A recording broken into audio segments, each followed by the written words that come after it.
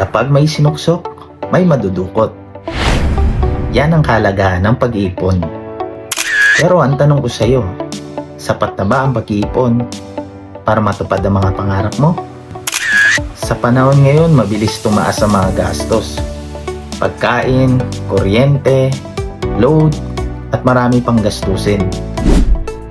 Kaya naman kung trabaho mo lang at ipon mo lang ang aasahan mo, baka maubos na yun bago pa matupad ang mga pangarap mo. Kaya kailangan hindi lang ipon, kundi dagdag source of income. Aside sa iyong trabaho, meron ka pang side hustle o passive income. Isa sa pinaka-proven, ang pagiging real estate agent. Dito may chance ka magkaroon ng passive income at kumita ng malaki. At hindi lang yan, matututo ka pa sa sales, makakatulong para sa pangarap mo sa pamilya mo, at syempre makatulong din sa mga pamilyang gustong magkaroon ng sariling bahay.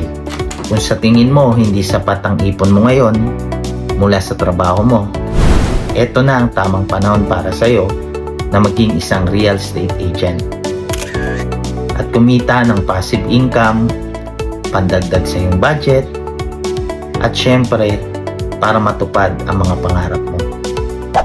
Kaya naman kung handa ka nang i-level up ang income mo this coming 2026 para sa katuparan ng mga pangarap mo, join our team today and become a real estate salesperson of RR City Realty.